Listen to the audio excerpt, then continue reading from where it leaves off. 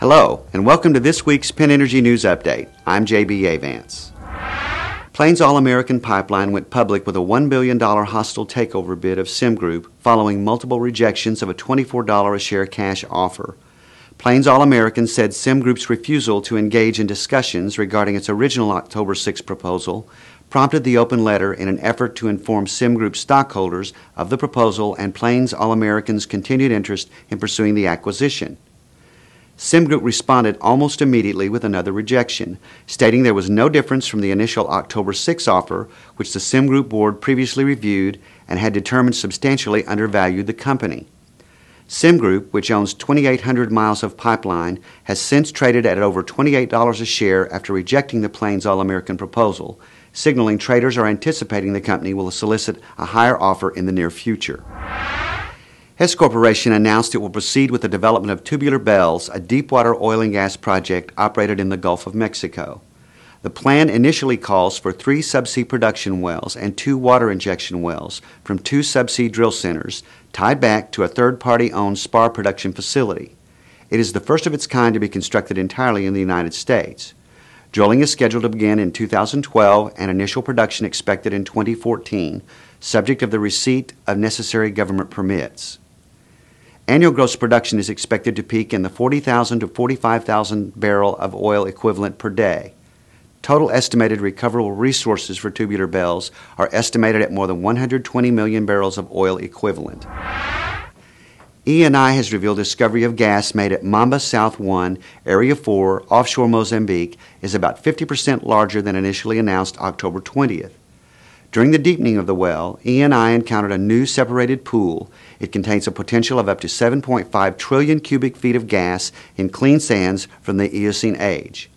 The new sequence has about 90 meters of gross gas pay and has also been successfully cored.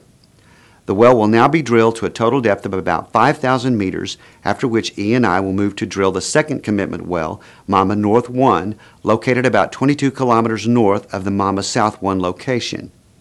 Eni projects this discovery can lead to a potential of up to 20.5 trillion cubic feet of gas in place of the Mamba South area. Shale deals are driving U.S. mergers and acquisitions activity according to PricewaterhouseCoopers U.S. Total value of U.S. oil and gas mergers and acquisitions during the third quarter of 2011 jumped 135% as foreign investors continue to show interest in the energy sector, especially in taking positions in shale plays and upstream-related assets. For deals valued over $50 million, upstream deals made up 52% of the activity in the third quarter of 2011, with 24 transactions accounting for $28.1 billion or 57% of total third quarter deal value. Oilfield equipment followed in deal activity with 12 transactions totaling $7.3 billion, while midstream deals contributed $10.4 billion with 4 deals.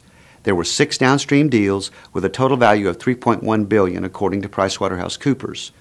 There were 13 deals with value greater than $50 million related to shale plays in the third quarter of 2011, totaling $22.6 billion or 46% of total deal value. Included in those shale deals were 4 transactions involving the Marcellus Shale, totaling $3.6 billion, and 4 Utica Shale deals with a total value of $3.1 billion.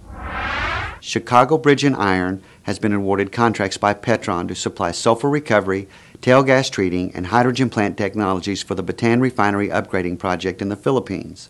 The contracts, which are third quarter awards, are valued at approximately $40 million. The project is scheduled for completion in 2013. The hydrogen plant will consist of 2 trains, each with the capacity to produce 126 metric tons per day of high-purity hydrogen. The sulfur recovery and tail gas treating units will consist of 5 sulfur recovery trains capable of processing a combined capacity of 526 metric tons per day of sulfur. Petron's operational efficiency will significantly improve since the project allows full conversion of all remaining black streams into high-margin white products and petrochemicals. This means the company can run its refinery 100% without incurring penalties from producing low-value fuel oil. Petron is the largest oil refining and marketing company in the Philippines, supplying more than a third of the country's oil requirements. The nearly $1.8 billion Petron Bataan refinery expansion project is the company's biggest and most ambitious investment to date. The project doubles Petron's refining complexity, enabling it to compete more effectively with refineries in the Asia-Pacific region. Thank you for joining us this week. For these stories and more, go to PennEnergy.com. Thank you for joining us this week. For these stories and more, go to PennEnergy.com.